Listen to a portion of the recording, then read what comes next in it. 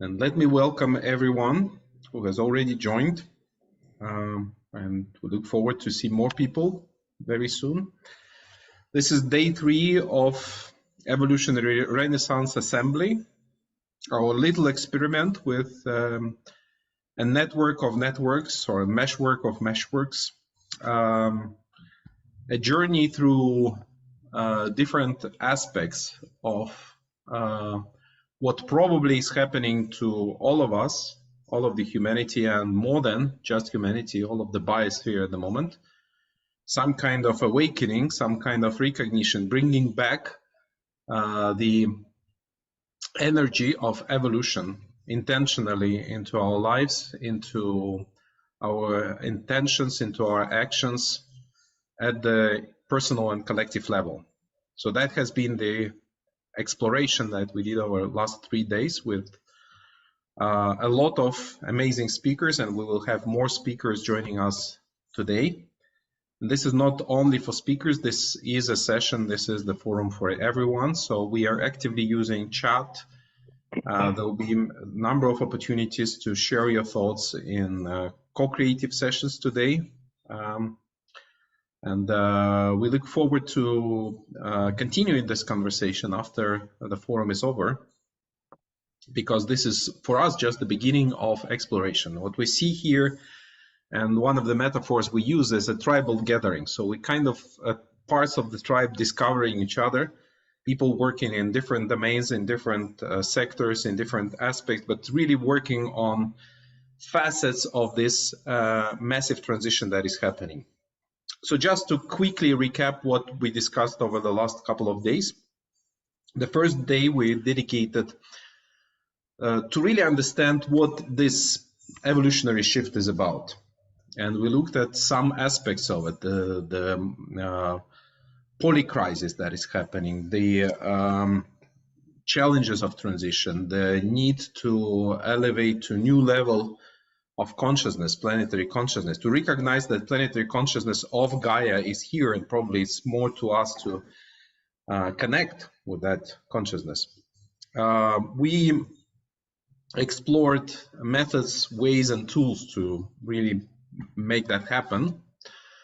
And we looked into the power of dreams. And of course, there's more than one human dream that we can discover, and dreams that are not dreamt only by humans, but by planet itself. And that is another part of discovery for us. We explored the power of questions, such as koans and lucid questions, and questions that can empower a lot of people to begin this journey, collective journey and discovery. And we looked into a tool of evolutionary development goals that we as a community begin to develop, starting with this forum. So that was day 1, and in day 2 we moved to understand what are some dimensions of that transition if we look from, let's say, not only from the conceptual perspective, but also from practical perspective. What are the elements of that emerging economy that is arising? What are the new types of work, or as some people suggested during the conversation, human activities? Perhaps we need to understand that the whole paradigm of work is evolving right now. And how do we create new economy and new work for to enable human and planetary flourishing?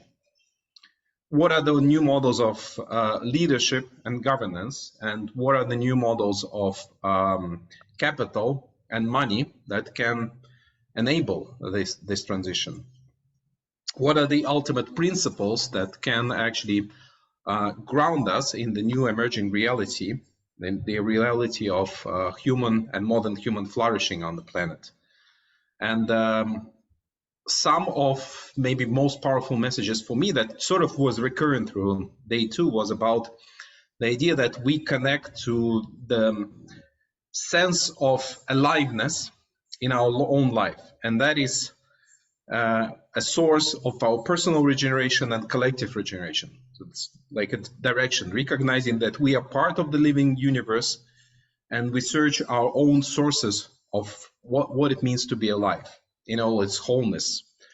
And that's more important than the quest for meaning, the quest to be alive together. And that's perhaps what we call the ultimate title of this forum, The Dream of the Earth.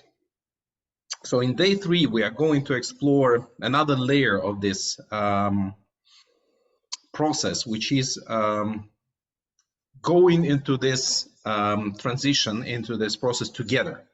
What is the role of movements? What is the role of communities? What is the role of groups and collectives and let's say layers of our society that have been excluded in the past? How do we include the voice of voiceless? And most important, there are many voices that are underrepresented in our community. They are represented but underrepresented. How do we establish intergenerational dialogue, intercultural dialogue, and collaboration and co-creation, and what I can call intergender dialogue? We spoke a lot about the role of feminine in our society and how can we awaken the feminine in everyone and connect to the inner beauty that it brings. And that is the journey we are going to take today. And perhaps one of the most important conversation that needs to happen right now is the conversation of actually creating the space that can hold all these types of dialogues in constructive and productive manner. Right now, in this very moment, we have over 30 major armed conflicts happening all over our planet. Some of them represent real existential threat because they are threatening to involve weapons of mass destruction. So every time something like this happens, it's really a blessing that previous decades were not as intense, although in some parts of the world they were. If we think of what was happening in Africa, in Ethiopia in particular, it's not really heard in the global news, but there was massive conflicts with a lot of loss of human lives that were not really part of the media narrative. So this process is happening, continues to jeopardize our collective future. How do we create conditions for peaceful futures? That has been an exploration of previous 2 days, and it's really important to deeply look into this question today. So when we had Erwin Laszlo speaking to us on day 1, he said that actually peace is the ultimate condition and the main part of the sacred mission of humanity, the human species, to serve the evolution. So really need to look into that question of how do we create peace as a central condition of what we can also call human security and security for all. So if we look from this perspective, the question is, what are the things we can do on every level, at the personal level, on level of communities, our projects, movements, and what have to be the guiding principles for our global civilization? This will be the exploration of the first panel of the day today, and I would like to welcome my friends and new friends that are joining it today in this conversation. So we have 2 people representing this very important initiative between United Nations and World Academy of Art and Science, the initiative called Human Security for All. It was actually a recurrent topic through the previous 2 days, and we had a number of people from the initiative speaking in different sessions. And today we have Dora Damjanovic and Grant Schreiber, who will probably give more details about your work and your this initiative and the mission that it holds. We have Robyn Whittaker, who leads multiple conversations actually enabling peacemaking work. And one of your very important work that I'm very inspired by is this African Voices Dialogue across nation that highlights the work of different change makers across the continent. We have Mandar Apte, who is one of the leaders of a number of peacemaker movements, including Cities for Peace. And we have Lev Gordon, who is the co-founder of Living Cities Earth movement, which actually also helps drive this transition to peaceful futures, peace-based civilization as part of its mission. So welcome everyone, and again, I remind that we actively use the chat to ask questions, comment, give our highlights or echoes during the conversation. And perhaps we can start with this idea of human security for all, which when I was invited by World Academy to give my thoughts around it, I immediately responded that I think the key, the cornerstone of this initiative has to be the prioritization of peacemaking. So Grant and Dora, maybe you can share your thoughts on how can we actually move from old paradigms of security that were driving, let's say, global relationship in 20th century to new paradigms. What would it mean for us in the 21st century, and how can we create conditions for peaceful futures? Grant? Thanks, Pavel, and hi to everyone here today. The Human Security for All campaign has been running for almost a year now. And just to give you some background, it's an initiative between the United Nations Trust Fund for Human Security and the World Academy of Art and Science. So we've been tasked over the last year to bring the idea of human security to the world as widely as possible. And we've been collaborating with various individuals and organizations to try and drum up some support and awareness around the idea of human security. So we were in New York a few weeks ago at UN General Assembly Week. We very excitedly announced about 3 weeks ago that technology has now been added as the 8th pillar. We had 7 before, we now have 8. Technology is now being included because we've realized the power of technology in our daily lives. It used to be a very distant idea to many people, but today everyone has a mobile phone, and that's technology, which brings it right to you in a very personal way. So we've partnered to that end with the Consumer Tech Association, which is the world's biggest tech event, which is held in Las Vegas every year. And last year, they actually themed the entire show around human security, which we were delighted about because they initially couldn't connect the human security or the human rights aspect of technology to brands and consumer products, but it seems as if it's being adopted more and more widely now, which is really good to see. So, Pavel, thank you very much. We're delighted to be here today, and my colleague Dora is joining me. She's our PR manager for the campaign. And just to quickly sum up, before I hand over to Dora, the idea of human security is really human-centric. So instead of thinking of putting a military ring of fire around a country and around a region, it's around nurturing the center, which is the individual, which means ultimately you build up self-esteem, contentment among individuals. When you have a lack of want and need, you have a much more stable environment. So we look at the individual, the family, the community, the city, the country. So growing the security from the inside out, rather than giving people a false sense of security sometimes from having people outsourcing their power to a more militaristic, not that that's not needed, that's very much needed in the world as well, but looking at how, as an alternative, to build the center, which is the individual first, which we believe is true security in the long run. And I'll let Dora speak a little bit further on our work as well. Thank you, Grant, and thank you, Pavel, as well. Well, it's really hard to actually add and give us such a great description like you did, Grant. The only thing that I would like to mention as well when talking about human security is I think we are entering a new shift in this very time in our human history. And we are realizing that some old models that we had before are not serving us anymore. So this campaign as well is also a manifestation of that need for something different.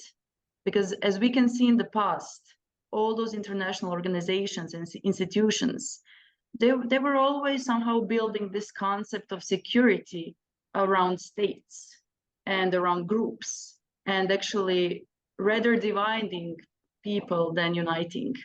So at this very moment, I think we realize that human security is something that goes beyond nation state borders.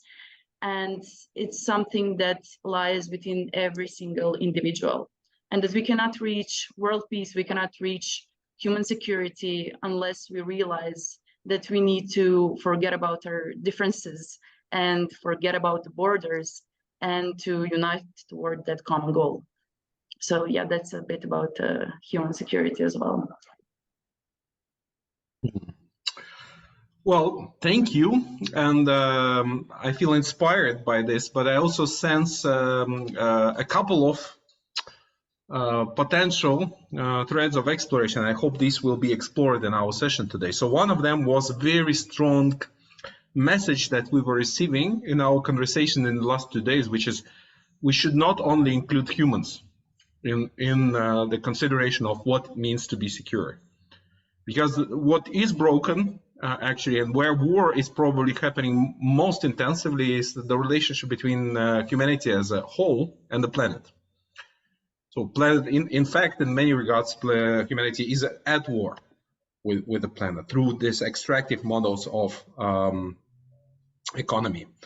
And that has to be part of consideration in future if we want humanity to be secure. So I kind of highlight something that we can discuss further. And the second point that is probably really crucial is how do we bring this kind of paradigms into reality that we are facing right now, such as what is happening in Ukraine, in between Azerbaijan and Armenia, and most important, perhaps in the Middle East right now. There are many other conflicts that are also burning at this very moment. So we'll come back to those sets of questions. I'm kind of responding with my connection to what I heard throughout the previous 2 days, because this is an extremely important topic.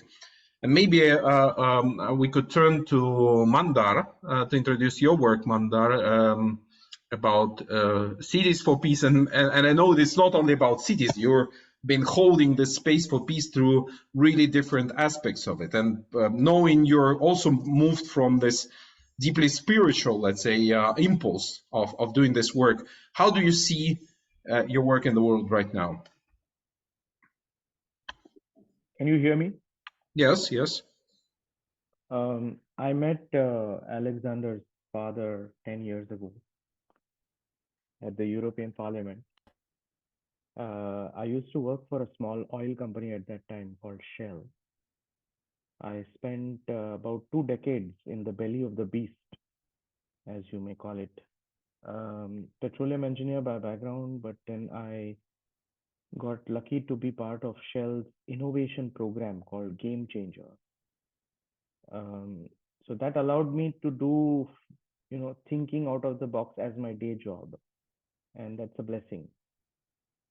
So 2013, I started thinking about not just investing in energy solutions, which a traditional oil and gas company incubator would do, but I started thinking about there may be social problems that unless you don't solve the social problem, the business value will be remaining locked inside. So I created a business case. I went and met the CEO of Royal Dutch Shell, and I inspired him to create a separate incubator.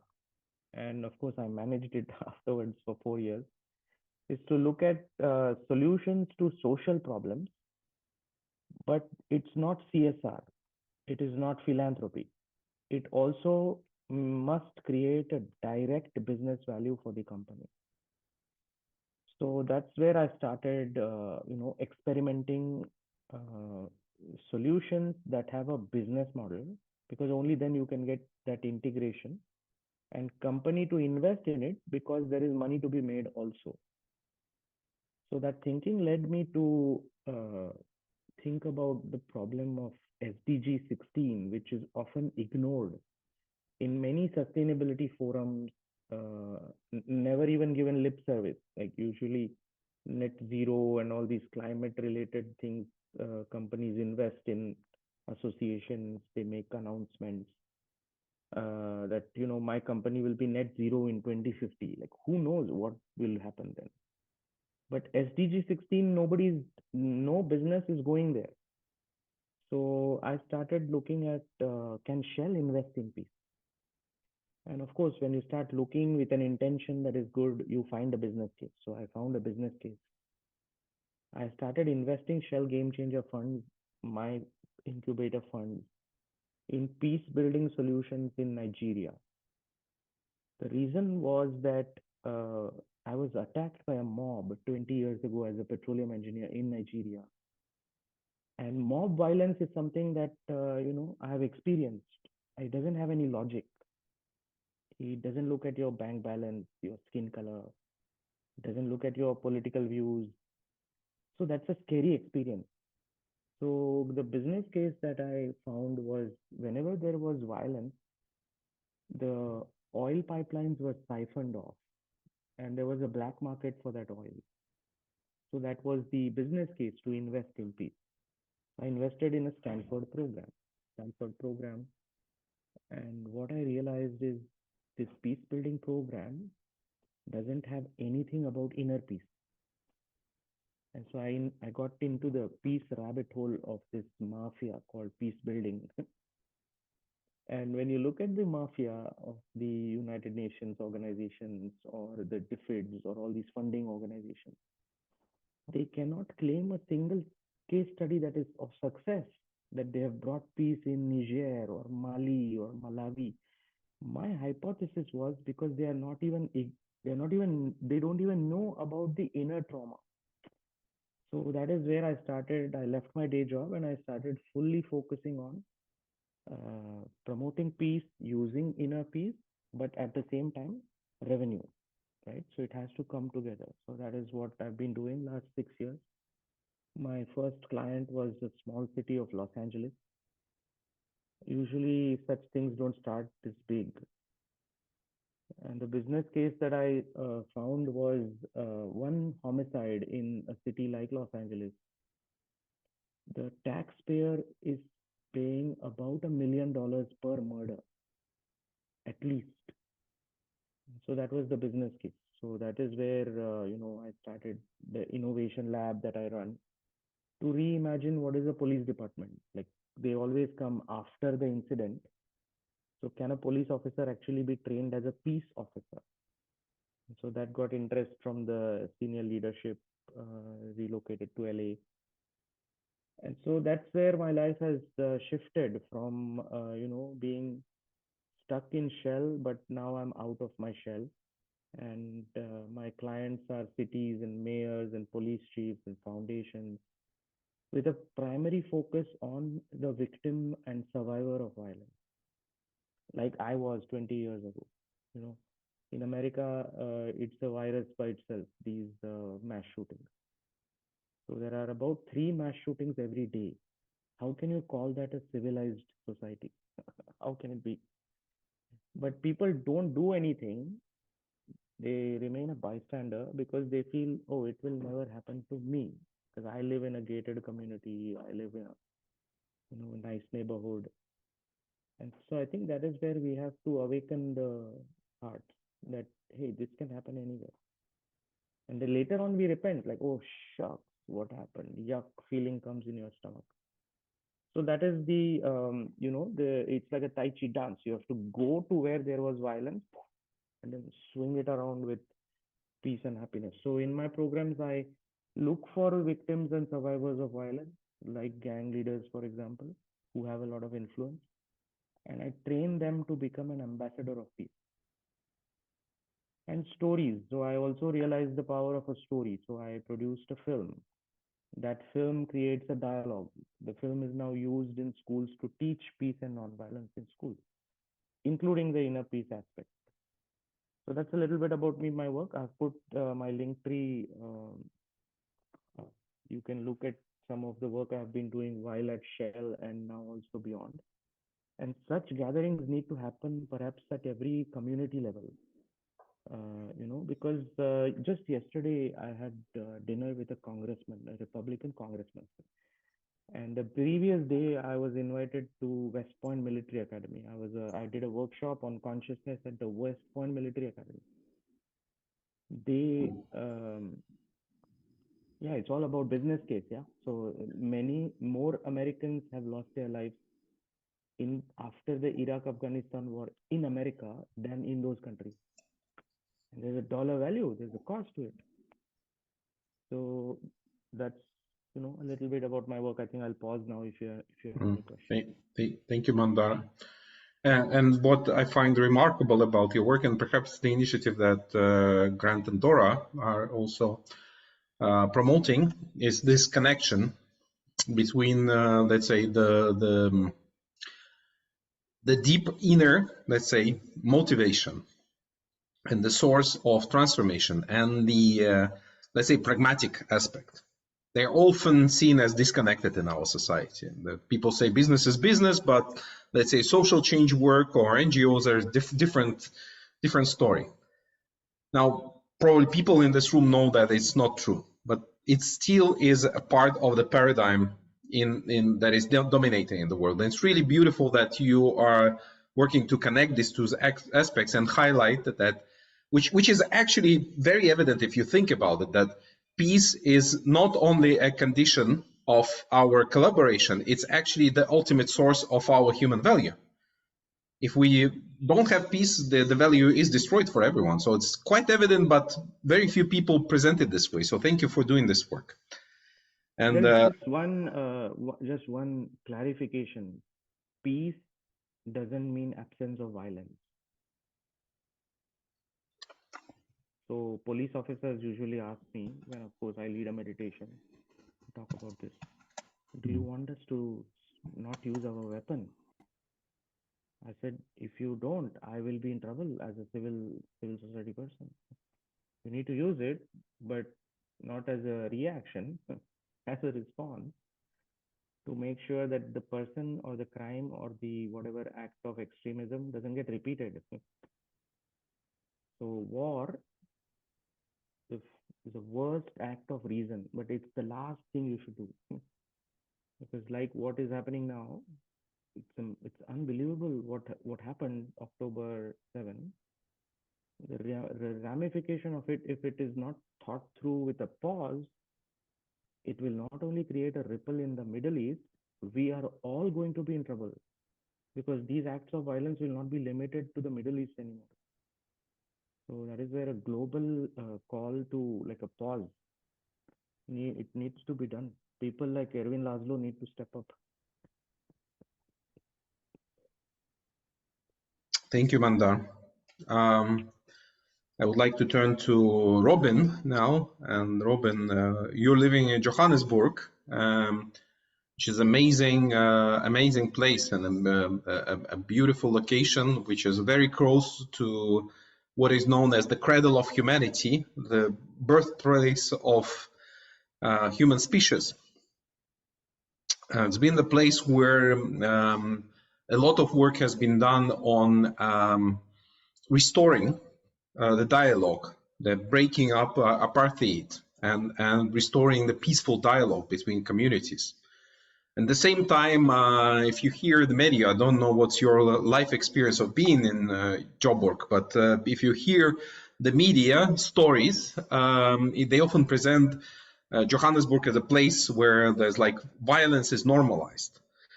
And you're also working with, let's say, larger communities of change makers all over Africa. So how do you see the dynamics of what is happening in Africa and what is happening around the topic of peace and healing of rifts that are very present across the continent?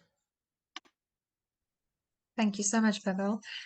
So firstly, just to pick up on the dialogue, you know, I think we do live in a context where, and in an entire world civilization where the predominant narrative is around diagnostic work, so defining, categorizing, quantifying, diagnosing, issues, and we have a very low capacity. We have an inherent longing for dialogue, but we have not honed our skill for dialogue. And really, you know, thinking about the differentiation between diagnostic work and dialogic work. We need the diagnostic work to help us see where pain is. But knowing where the pain is doesn't mean that we are capable of addressing the pain. That's dialogic work, that's communal work, and it's the work of belonging, because we can't actually address disease or pain or social unwellness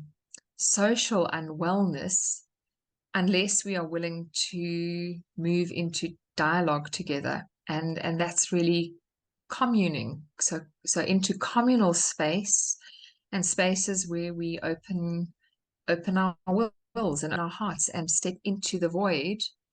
The diagnosis helps us sit in a position of knowing. Dialogue helps us to remove the barriers between us and step into a position of not knowing and of being willing to engage and hear. And so, in the same vein as that, I don't think that peace and violence are two opposites. They are part of spectra, and our work in peace building is to step into the void in between them. So we can be in a condition of peace, and that's a wonderful space to be, but it doesn't mean that we can ignore the violences that happen at whatever level they happen, whether they are psychological violences happening between couples or whether they are global violences happening between nations.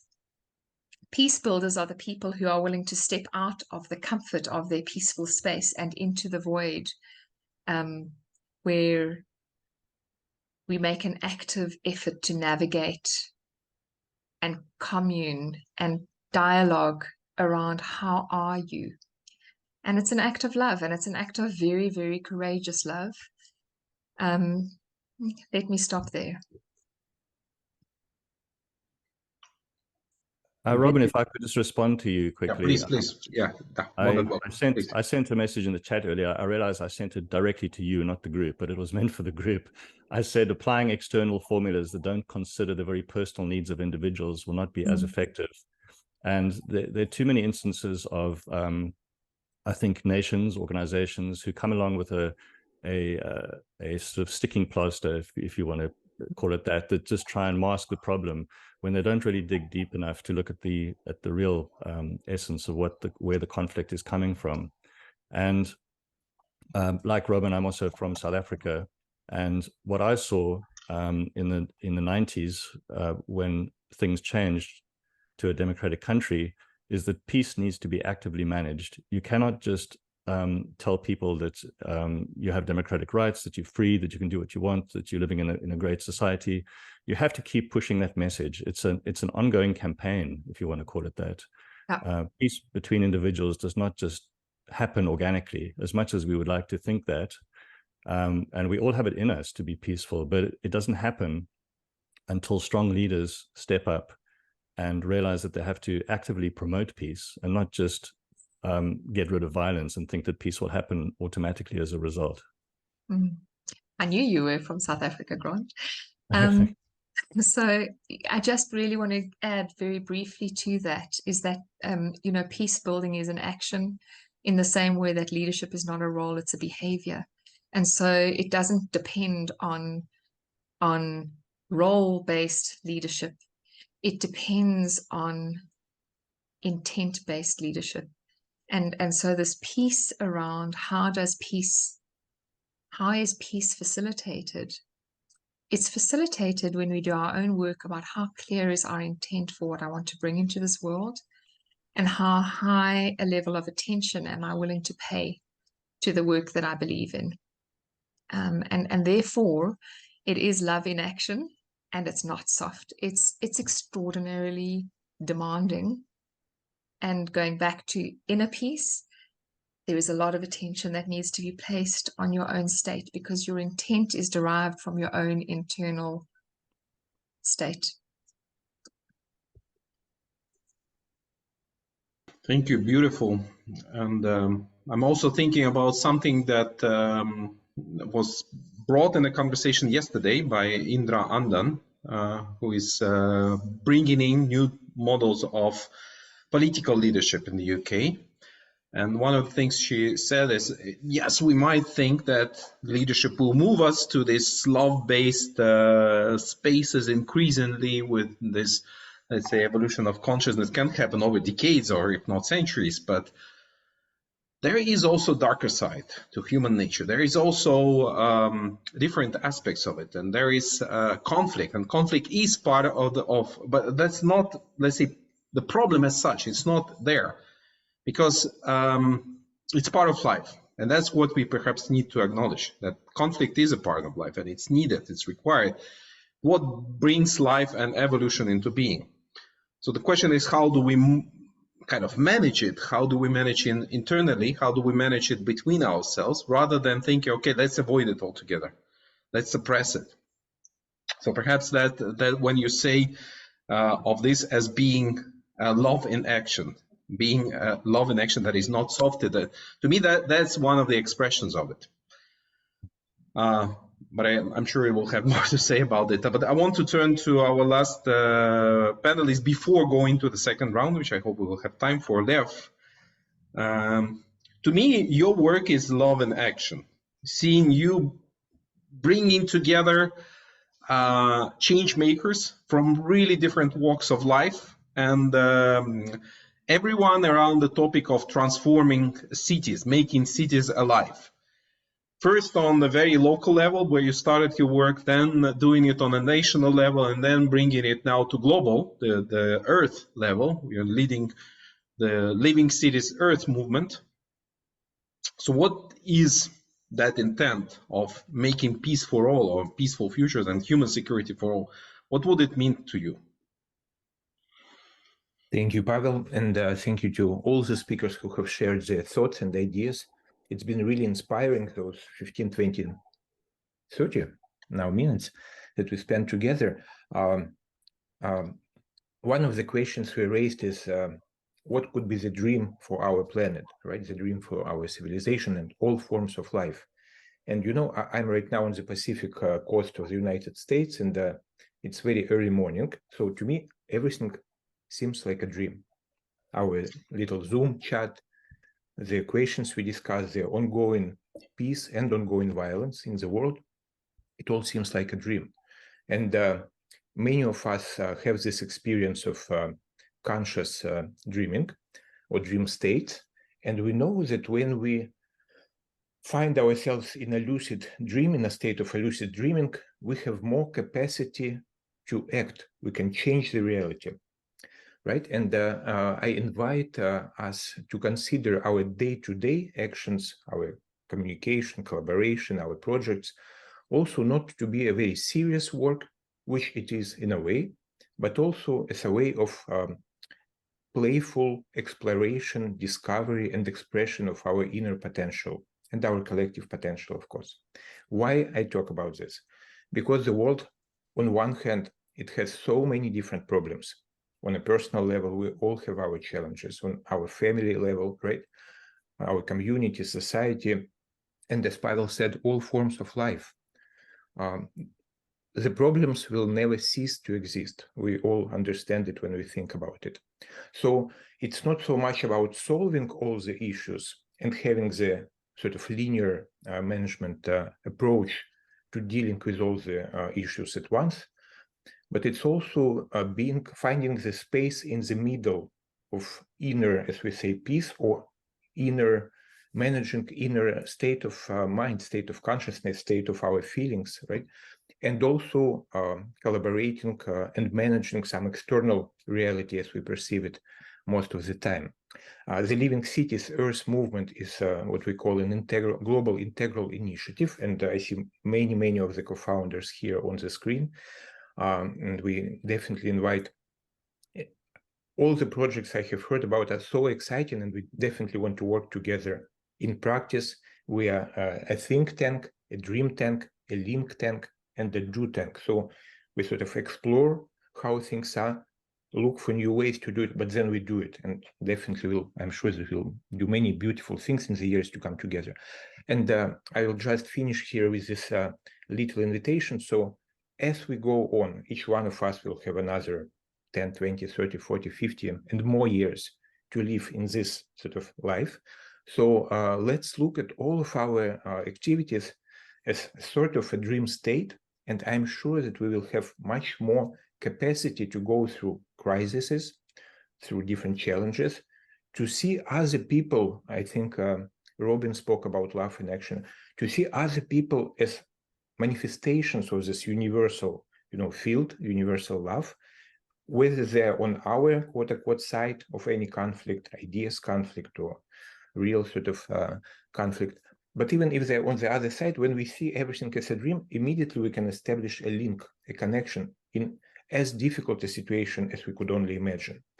And we believe that this is this wholeness, right, and this integral sort of approach, not only in on the thinking level, but also on the feeling and action level, it really creates preconditions for joint work and dealing with all the challenges we could ever find in our life. And last little point, there are some people who say everything is already perfect, as is, right?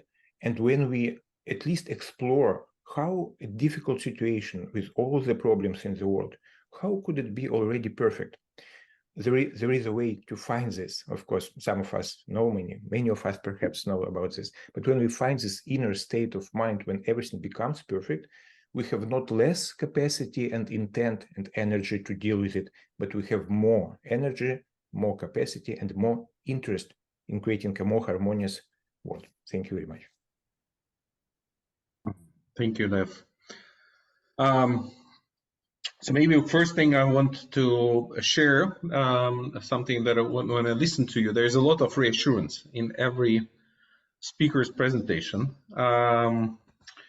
And there is a reminder that I constantly receive from people who have lived longer in this world than others, that it's probably not the worst time in human history. Even in the last 40 or 50 years, there have been much darker periods of life. So if we think about what was happening, for example, at the end of 70s, 79 alone, there was the beginning of the war in Afghanistan. There was an Islamic revolution in Iran. There was the war between China and Vietnam, which had hundreds of thousands of people killed, and many other mass-scale conflicts. Many of them really threatened to bring the world to the edge of extinction. Somehow we lived through this 40 life. We're here, and hopefully there will be many more decades in the future, if not centuries, if not millennia, if not millions of years, for us as species, and not only us. So the hope is there, but right now we need to discover a pathway to that future, because yes, on the other hand, we are constantly playing with this risk of collective extinction. And if we think about some of these conflicts, such as the one that is happening in the Middle East right now, spiraling out of control, perhaps a challenging question for me would be what we can do collectively as change makers that are not directly involved with military action, that we cannot directly influence the choices being made right now at this moment in time, but we all really want to contribute positively to stopping of the war between Ukraine and Russia, stopping of the war between Palestine and Israel, the stopping of any other wars on the planet, to discover a more peaceful future. So what could be done? And I would like to maybe, we have about 15 minutes remaining, so let's be brief about just beginning to explore this conversation. I know it can take the whole day and many, many more days, but let's start discovering those threads of what we as civic communities, as change leaders can do today to bring that peaceful futures closer. Who wants to start? I can, if that's fine with everyone. I would just like to add a comment to that. Well, in my opinion, I don't know if everybody will resonate with this, but I think the huge problem in the whole decision-making processes and institutions who are decision makers right now is lack of youth. young people are not involved enough in a decision-making processes. And talking about leadership, me as a young person as well, with a couple of my colleagues, I noticed this problem, and we started an NGO called Youth Leadership Network, where we want to point out this problem. Because I was talking with my friend the other day, and he's a millennial, and we were talking about the threats that are happening in the world and wars. And I asked him, are you afraid of nuclear power being used? And that could be literally the end of the world. And he said, oh, Dora, do you know how many times boomers, the generation boomers, threatened to end the war within my lifetime? And then I realized, yes, exactly. So it's the problem within the generation as well, because young people want to be heard, they want to be part of decision-making processes, but at this very moment, power is in the hands of, let's say, some older generations, and young people cannot even have their voice heard. So I think that's one of the crucial problems, how to involve young people, because looking at our human race right now, the biggest percentage of living people this very moment are between 18 and 35 years old. So we have the largest young generation in history living on this planet, and they're the one who are not represented in the decision-making processes. I think that's the huge gap that needs to be closed, because young people come with fresh perspective as well. And also me as a person in my 20s, talking with my colleagues and talking with my colleagues who are slightly maybe older, I can see how we can collaborate and learn from each other. But we just need to bridge the gap, and we just need to give them the opportunity to contribute with their awakeness and with their consciousness, which is fresh. Yeah, that's. Thank you, Dora. Amazing. It's exactly one of the things we discovered in our process around peaceful futures, is actually democratize and give voice to young people, because young people don't want to go to war. They want to live in peace. They want to live in a world without borders, and they are already holding that different culture. It's very present. So who wants to? If I could just follow on from Dora's comments, which I think were really good. You know, one of the basics of human security is the eradication of fear. And I think the role of fear in the world is really something which needs to be looked at. Fear's been used as a weapon for centuries, as a means of controlling others, of driving people in your direction rather than the other's direction, creating fear of the other. I think everyone will agree that, you know, once you've shared a meal with somebody from the so-called other side, you will always find similarities and realize that you have the same hopes and dreams and desires, and that dissolves the barriers very quickly. So I think it's all about self-empowerment. It's about letting people realize that they need to claim back their control and also claim back their power. We're living in a world where we have perpetual threats and fear hanging over us. Dora, as you said, nuclear threat has been hanging over our head for 70 years. We're being told to trust products and consumer goods and not to think about it. We've been programmed to outsource our personal power to corporations, to governments, to officials, to other people, which is fine when you're running a country, and there are obviously procedures that need to be put in place, but it's at the expense of personal power. And that's where the resolution comes in, when it makes it much harder when people are content, cared for, educated, and fear-free, for them to be made to hate each other and to be driven into a situation of war. So I really think the eradication of fear is something that needs to be looked at very carefully. Interestingly, we just had a conversation with my dear friend Ross Hall, who is the co-founder of the Weaving Lab. And he mentioned his conversation with one of the leaders of one of the Asian nations, I won't name here. But the point was that that leader said, when Ross was saying, okay, we need to kind of empower young people and we need to give them critical thinking. And the immediate reaction from that leader was, no, we won't do this because we are going to lose control. And so I hear you absolutely, Grant, and I agree with you. And I feel that a lot of that fear is not with population, it's actually with leaders. And that's probably what we also need to look into. How can we overcome that fear? So, Mandar or Robyn would like to go next? I can go. Robyn, save the best for the last. So, so firstly, Robyn, I just want to acknowledge the love in action. Just beautiful what you said. I don't think the previous two comments really addressed your question. Okay, your question is very deep. What can we do now to stop the immediate threat? Empowering young people and all this is okay. This is, we have to do it. But that is what got me thinking, like, really, I'm now in DC. What can I do now? I don't know. I have a pause. But that is where the network of network effects come in. So to address your question, I don't really have an answer. But I can mental map of who knows whom to do what. I don't know who's doing it. Is anybody doing it? I don't know. And that is where we are at a loss. We don't have this evolutionary whatever group that is so well connected that with one phone call, you are with Mr. Biden and saying, hey, dude, pause. Ask the world to pause.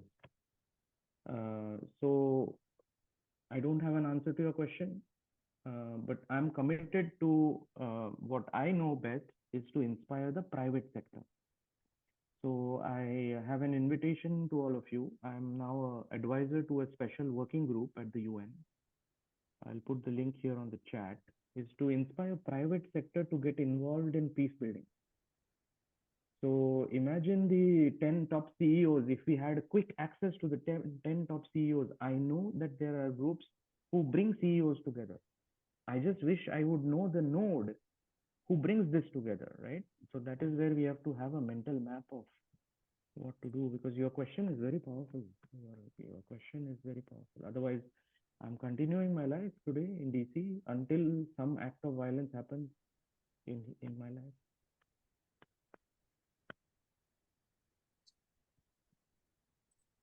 Robyn? Thank you. Thank you, Mandar.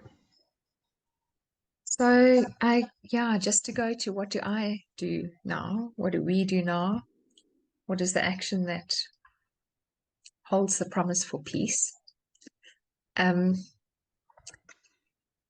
So I'm going to say something that's going to sound very naive, but what I do now is I attend to myself and my inner light, and I attend very, very hard.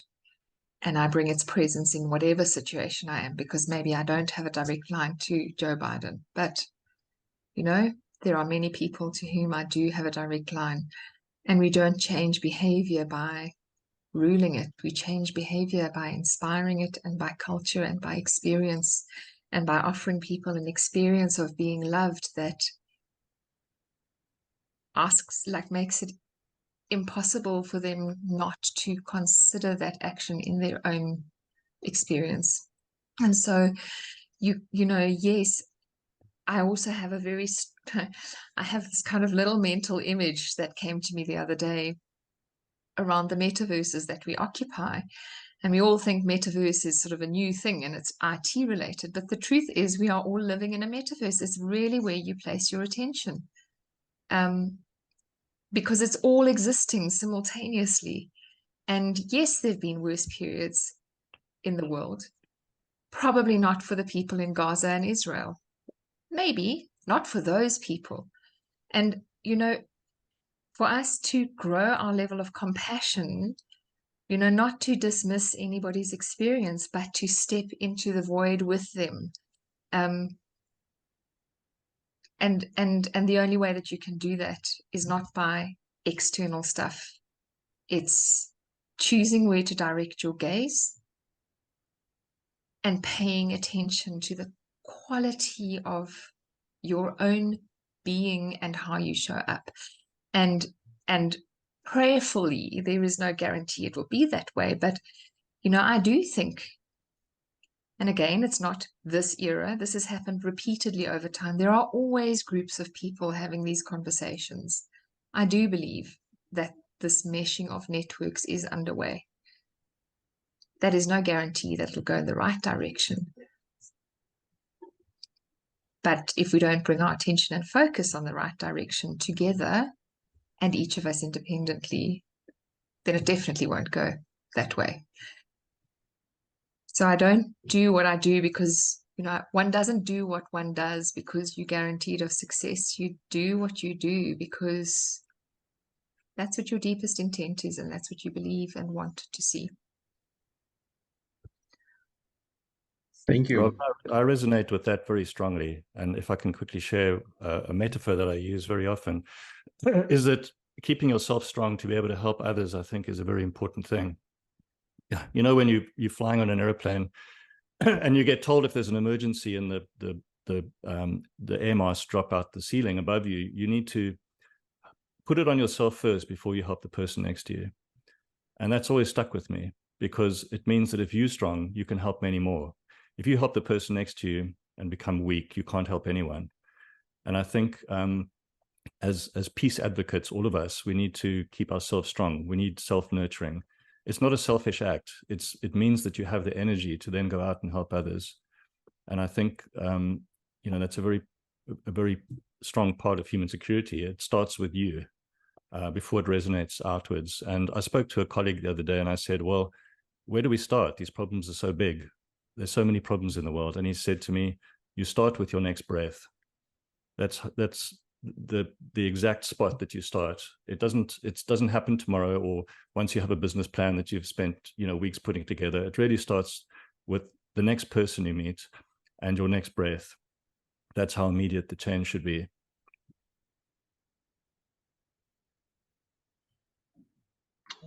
Thank you, Grant, for bringing this in. I really sense that this way of expressing it really brings it very close to each of us, and also holding holding ourselves responsible for cultural and evolutionary shift on a very local level, the level of our personal life. And thank you, Robyn, for saying about this, that manifesting with your own behavior, your own intention is where the change begins. I think we lost Lev somewhere on the way, and Lev, thank you for coming back. So maybe you also have 1 or 2 minutes to share what's your way of tackling this kind of challenges that business is now facing. Thank you. Again, lots of gratitude for our shared experience. I could just sign with everything I have heard from Grant and from Robyn and from other speakers. I'll add a couple of things. So we as Living Cities Earth, we found that there is a natural network on the whole planet, and it's a network of 10,000 cities and of course 4 million villages, but we now focus on the 10,000 cities which encompass the whole sort of planet. And we're not about the cities per se, we're about people, of course, communities and other forms of life. And so what we do, we try to find the best ideas, products, services, programs, etc., and then see how they could be shared among city leaders in different parts of society. And so we invite everybody to definitely communicate, collaborate, co-create, which of course we do with many of us here on the screen, but there is much more to do. We have a long-term planning. So while we start with the next breath, we also think about which programs we'll do next year, etc. So some joint planning is important, sharing resources, creating new ideas. And as always, you remember the Japanese samurai, they think that live as if this is your last day. And you know that this gives a lot of energy. So you don't have to think about all the problems which might be in the future, right? There will be more than we think, but we don't need to think about all of them today. If we focus our attention on what is within our reach, within our sort of capacity to affect positive influence, connect with other people, other networks, as somebody, Olivier, I think, wrote, and then collaborate and co-create, as Anna-Marie always says, so we will be successful despite all the challenges. Thank you very much. Thank you. And as Kazima wrote in the chat, becoming peaceful warriors of peace.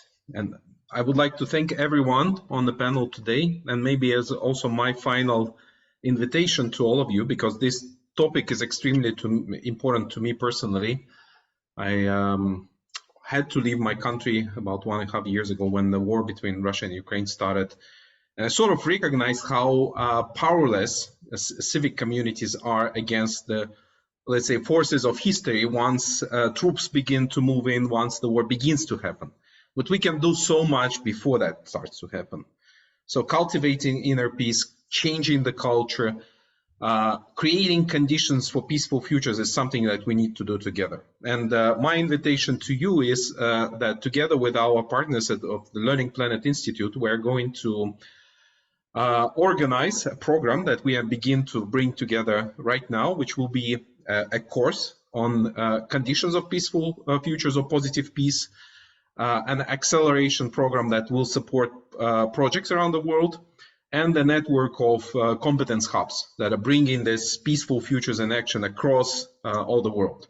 So we are, at the moment, we are bringing this consortium together, and I welcome you to reach out to me after the forum to do it together.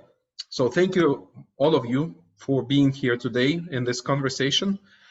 And this is just the beginning. Robyn, I agree that we need to continue, because this conversation needs to happen. It needs to lead to action. It needs to lead to manifestation of peace. And thank you, Mandar, for bringing this attitude of making it work with very pragmatic dimension, bringing in business and other important stakeholders. So thank you, everyone. Thank you for the conversation.